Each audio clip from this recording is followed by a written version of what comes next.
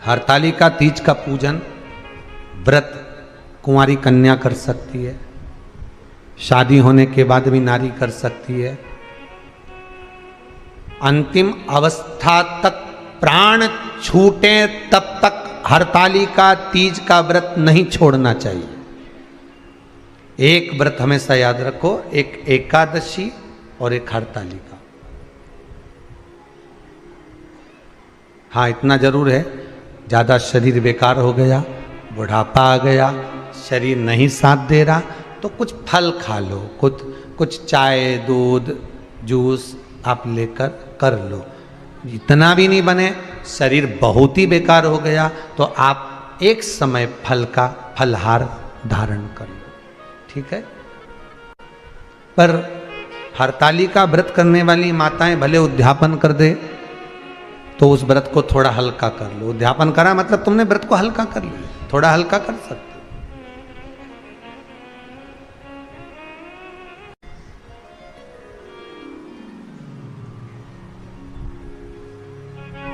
हरतालिका तीज का जो व्रत का उद्यापन करते हैं उसमें 5 चीज रखते हैं ना, 5 कपड़े स्त्री के, 5 कपड़े पुरुष के, 5 तरह का अनाज, 5 तरह का फलहार, 5 तरह का फल।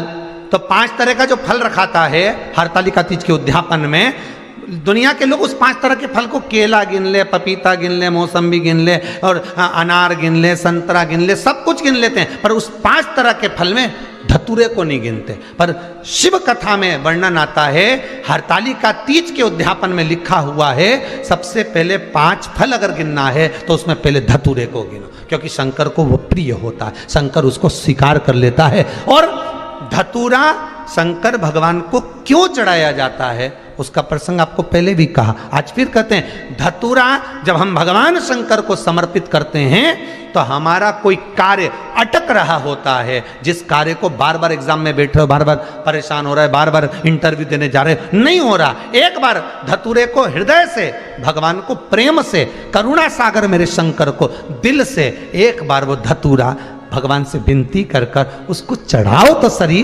भगवान तुम्हारा कार्य सफल कर देगा। पर दिल से चढ़ाना, हृदय। हरतालिका तीज की पूजन करने वाले को चाहिए कि बालू का, मिट्टी का शिवलिंग बनाना चाहिए। फुलेरा जो बनाया गया है ऊपर शंकर जी के ऊपर लटकाने के लिए, टांगने के लिए, उसके नीचे शिव पार्वती गणेश जी की सुंदर बालू की मूर्ति बना लेना चाहिए, पार्थिव लिंग का निर्माण कर लेना चाहिए। शिव की आराधना करना चाहिए।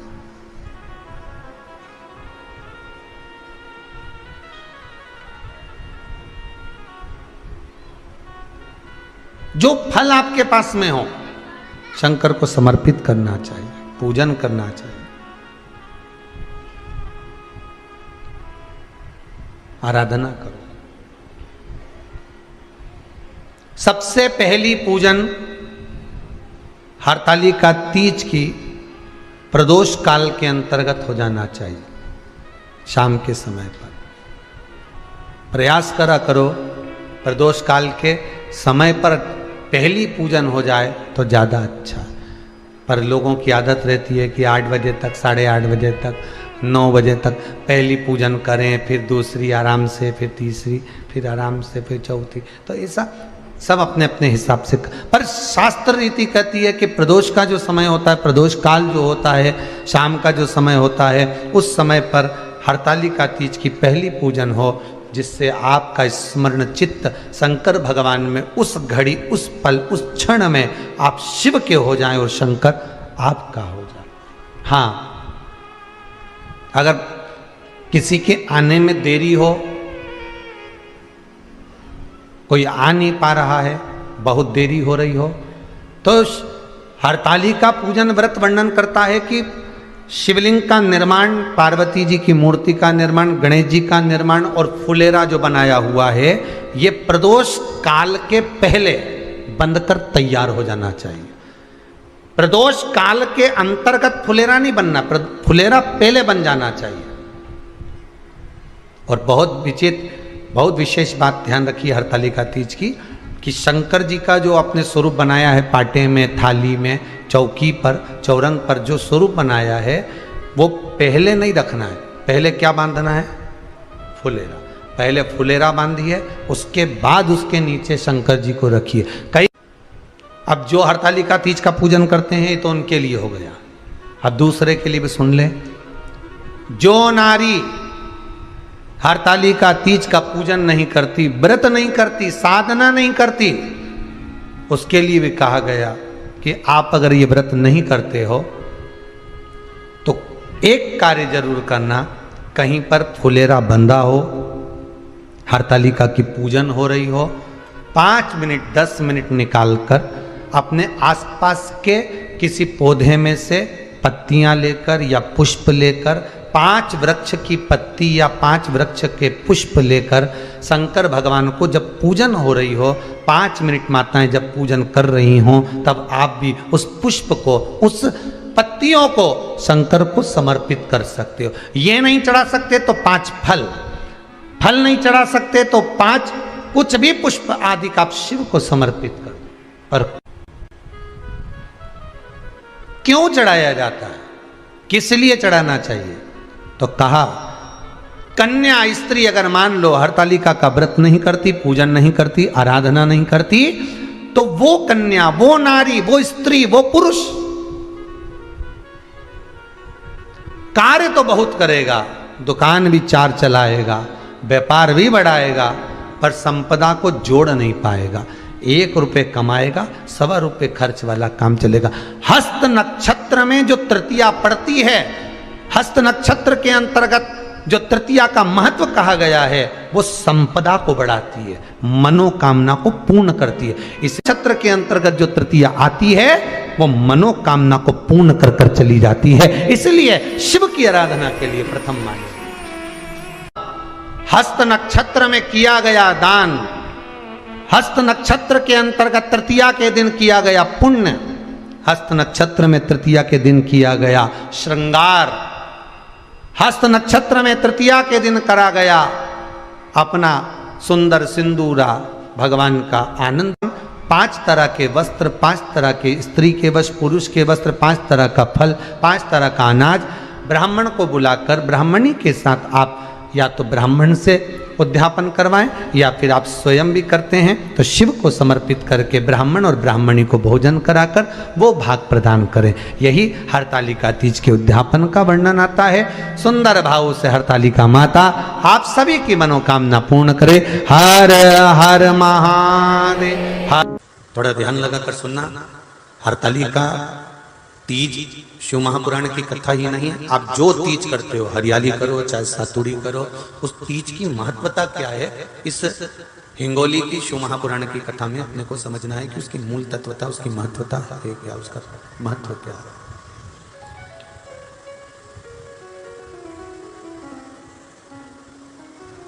भगवान ब्रह्मा, भगवान विष्णु और भगवान शिव,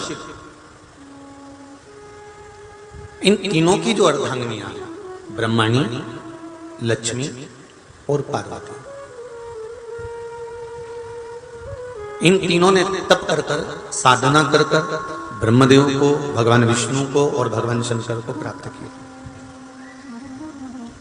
और तीनों ने प्राप्त कर कर तीनों देवताओं से वर मांगा कि वर हमको ऐसा दीजिए कि हमारे तप साधना का फल नारी को तीज के दिन प्राप्त हो जाए। अब देखिए जरा, एक ही व्रत से, एक ही उपवास से उसको संपूर्ण तप साधना का फल प्राप्त हो रहा है, संपूर्ण तप साधना का फल उसको मिल रहा है। मात्र एक व्रत से, केवल एक व्रत कर रहे हैं, संपूर्ण तप साधना का फल उसको प्राप्त हो रहा है। ऐसा कोई व्रत, ऐसी कोई साधना, ऐसा कोई शंभो शरण बड़ी मांगो घड़ी रे घड़ी मुख काटो, दया करी मैं दर्शन आपो, शंभो शरण बड़ी मांगो घड़ी रे घड़ी दुख काटो।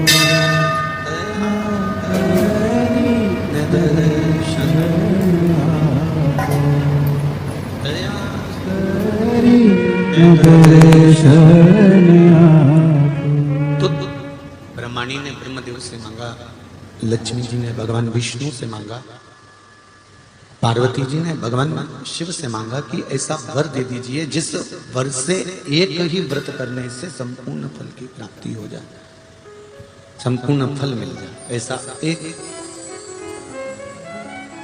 व्रत का फल दे दीजिए, मात्र एक व्रत का।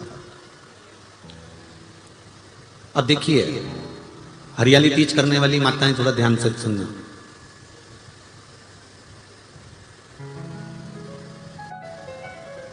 हरियाली तीज जब माताएं करती हैं तो एक हरियाली तीज, एक गणगौर की तीज,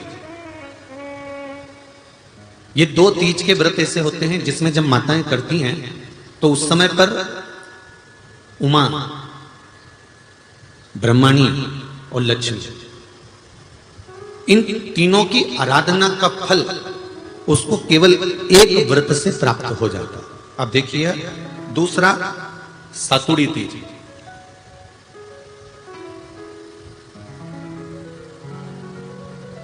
इसमें उमा और महेश्वर, उमा और महेश, ब्रह्माणी और लक्ष्मी, इन चार के व्रत तप का फल एक साथ सातुड़ी तीज के दिन प्राप्त हो जाता। अब एक आती है हरतालिका तीज। आप लोग करते हो हरतालिका? यहाँ लोग करते कि नहीं करते? करते हैं यहाँ पे हरतालिका? कौन कौन करता है? जरा हाथ उठाओ तो जरा। अरे सभी करते हो, रखो रखो, बहुत बढ़िया, बहुत अच्छी बात। एक आती है हरतालिका तीज। इस तीज का व्रत माता पार्वती बेल वृक्ष के आनंद के साथ में फुलेरा बनाकर करती है, और जिसमें इस हरतालिका में माता पार्वती जी के जितने जन्म पहले हुए हैं, माता पार्वती का जन्म तो 52वें नंबर का, 52 नंबर पे माता पार्वती का जन्म है। इससे पहले तो माता के 51 जन्म पहले हो चुके, 51 जन्म माता पार्वती का पहले हो चुके। तो वो जितने जन्म माता पार्वती पूर्व में ले चुकी हैं, ब्रह्माणी जितनी बार ब्रह्मदेव के साथ में विराजमान हो चुकी हैं, इंद्राणी जितनी बार इंद्र के साथ विराजमान हो चुकी हैं, और लक्ष्मी चाहे वो राधा के रूप में हो, चाहे वो रुक्मणी के रूप में हो, चाहे वो सतभामा के रूप में हो, चाहे वो यमुना के रूप में हो, चाहे वो गंगा के रूप में हो, जितनी बार माता लक्ष्मी ने रूप धारण करे हैं वो सब रूप में, और माता पार्वती अपने सारे रूप में, ब्रह्माणी अपने सारे रूप में, लक्ष्मी अपने सारे रूप में इस हड़तालिका तीज के व्रत को करने के लिए आतुर रहती हैं। और इस व्रत को कर कर एक दिन में ही संपूर्ण विश्व का जितना तप है, साधना है, उपवास है, सबका फल एक साथ एकत्रित कर लेती हैं केवल एक व्रत में, हड़तालिका तीज। अब एक बात ध्यान से सुनिएगा, सारे व्रत, आपका अगर स्वास्थ्य खराब हो गया तो आप व्रत छोड़ सकते हो। जितने भी व्रत आप लोग कर रहे हैं पूर्व के, सोमवार, मंगलवार, एकादशी, छठ, पंचमी, चतुर्थी, अगर आपका स्वास्थ्य खराब है तो आप उस व्रत को छोड़ सकते हो, सारे व्रत को छोड़ सकते हो। पर तीज का जो व्रत होता है, हरतालिका जो व्रत होता है, ये व्रत एक बार लेने के बाद जब प्राण छूटते हैं तभी ये व्रत समाप्त होता है, अन्यथा बीच में ये व्रत समाप्त नहीं। ये व्रत समाप्त होता ही नहीं। अगर शरीर से नहीं बनता कि अब हमारी अवस्था हो गई, अब शरीर से नहीं बन रहा है, तो भले एक पहर की पूजन कर कर, एक पहर का नियम धारण कर कर, एक पहर का स्मरण कर कर, एक पहर का पूजन व्रत धारण करो, और उसके बाद में भले आप थोड़ा सा जो भी आपको लेना है वो कर लो, पर इस व्रत को करना ही पड़ता है। इस व्रत का नियम ही यही है। इस व्रत पार्वती मैं तुम्हें प्राप्त हुआ हूं, यह हरतालिका तीज के व्रत का फल है। शिव जी कहते हैं पार्वती जो नारी हरतालिका तीज के व्रत का स्मरण करती है, फुलेरा जो बांधा जाता है उसमें 5 माला से ज्यादा माला लटकना चाहिए, 5 से कम नहीं। कितनी? जैसे माला जो लटकाते हो वो 5 से ज्यादा होना चाहिए। 5 तो जया, विषहरा, शामलीबारी, दौतली, देव, इससे अधिक होगी चलेगा, पर इससे कम फुलेरे के अंदर माला नहीं होना चाहिए महाराज। दूसरा, फुलेरा जहां हरताली का व्रत हो वहीं पर बांधा जाता है। हरताली का तीज का व्रत एक ऐसा व्रत होता है जो मरते दम तक रहता है। इस व्रत को छोड़ा नहीं जाता। ये नहीं किसी और वाले गुरुजी ने कहा और अपन ने एक बार कर लिया और अगली बार वो व्रत गायब हो गया, ऐसा नहीं होता। हरताली का तीज अखंड सौभाग्य के लिए, वंश वृद्धि के लिए, कार्य सिद्धि के लिए और कुंवारी कन्याएं उत्तम वर प्राप्ति के लिए, आनंद सुख के लिए करती हैं। ऐसा नहीं है कि केवल स्त्री ही करती है। जब नारी किसी कारणवश व्रत नहीं कर पाती तो पुरुष इस व्रत को धारण करते हैं। 30 अगस्त को, यही 30 तारीख को, कल 29 है, परसों 30 तारीख को हरताली का तीज रहेगी। आप सब अपने हृदय से, मन से इस व्रत को कर कर अपने जीवन को सार्थक बनाइएगा। जो करते हैं, कितने लोग करते हो जरा हाथ उठाइए। हरताली का तीज इतने सारे करते हो, अरे वाह वाह, कर लो, प्रणाम प्रणाम, आपको बहुत बहुत नमन करता हूं, बहुत बहुत सारा। फुलेरा बांधते हो? नहीं, अब की बात बांधना। मंदिर में करते हो तो मंदिर में, घर में करते हो तो घर में। फुलेरा वंश की वृद्धि करता है, फुलेरा अखंड सौभाग्य देता है, फुलेरा मन की कामना को पूर्ण करता है। जो बेटियां जिनका विवाह नहीं हो रहा हो या बेटे जिनका विवाह नहीं हो रहा हो, वो 7 स्थान पर कहीं फुलेरा बंधा हो तो फोन लगाकर पूछना कहां बंधा है, वहां का दर्शन करना। एक फूल में हल्दी कुंकू लगाकर शिव जी को चढ़ाकर फिर वहां से जाना। 7 स्थान के फुलेरे का दर्शन अवश्य करिएगा। जो व्रत नहीं करते हैं उनसे निवेदन है, कहीं हरताली का हो रही हो तो वहां बैठकर अगर भजन हो रहे हो तो थोड़ी देर भजन गाने चले जाना। अपने मोहल्ले में, कॉलोनी में, सोसाइटी में कहीं हरताली का तीज का व्रत हो रहा हो तो 2-4 मिनट जाकर दर्शन जरूर करना, जिससे भोलेनाथ आपका अखंड सौभाग्य करे और आपके मन की कामना पूर्ण करे।